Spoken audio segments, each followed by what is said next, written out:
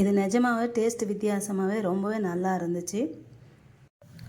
அஸ்ஸலாமு அலைக்கும். இன்றைக்கி ராபியா குக்கிங்கில் என்ன செய்ய போகிறோம் அப்படின்னு பார்த்தீங்கன்னா, மரவள்ளிக்கிழங்கு பச்சைப்பயிறு, அதாவது பச்சைப்பயிறு வந்து முளைக்கட்டின பச்சைப்பயிறு, இது ரெண்டையும் சேர்த்தாங்க ஒரு குழம்பு செய்ய போகிறேன்.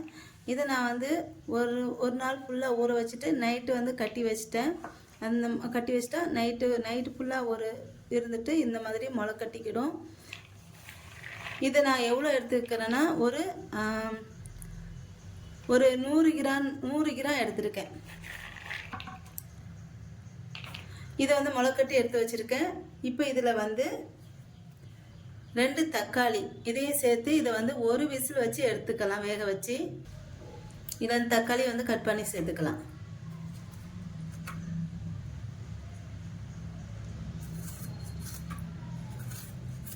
இது சேர்த்துட்டு இதில் வந்து தண்ணி வந்து கொஞ்சமாட்டு ஒரு முங்குற அளவு இவ்வளோ போதுங்க. இதை விட்டு ஒரு விசில் வந்து நான் வச்சு எடுத்துக்கிறேன்.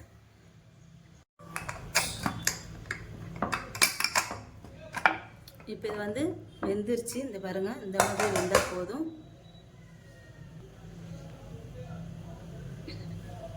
இந்த தோலை வந்து நான் வந்து எடுத்துடுறேன்.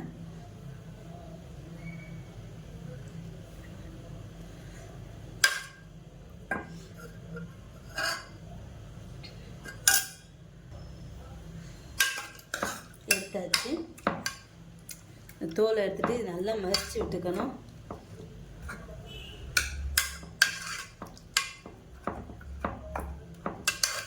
நல்லா மறிச்சு விட்டுட்டு இப்போ இதை எப்படி சேர்த்து பார்க்கலாம்.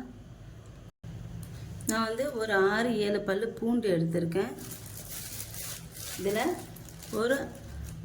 ஒரு ஸ்பூன் ஜீரகம், அடுத்து 2 பச்சை மிளகாய், இது எல்லாத்தையும் நல்லா தட்டிக்கணும்.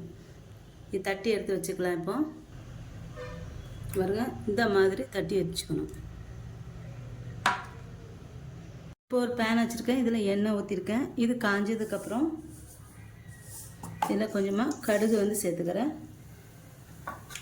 அடுத்து கருவேப்பிலை சேர்த்துக்கிறேன்.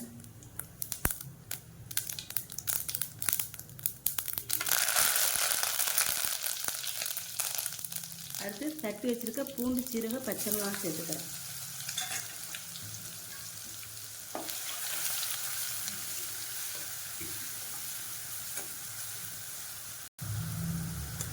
இப்போ இது நல்லா பொரிஞ்சதுக்கப்புறம் இதில் வந்து சின்ன வெங்காயம் ஒரு 10-12 சின்ன வெங்காயம் போட்டுக்கிறேன்.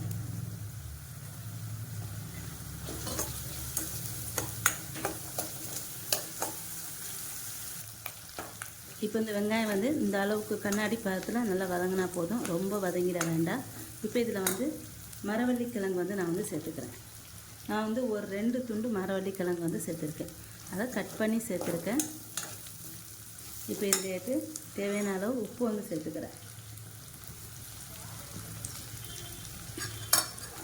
சேர்த்துட்டு நல்லா வதக்கிக்கலாம். இதை ரெண்டையும் சேர்த்து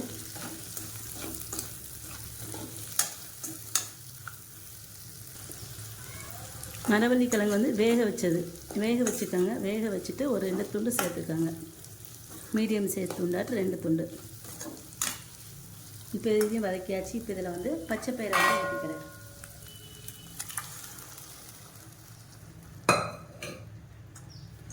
ஊற்றிட்டு நல்லா கலந்து விட்டுக்கலாம். இப்போ இதில் நான் வந்து 1 ஸ்பூன் மல்லித்தூள் வந்து சேர்த்துக்கிறேன்.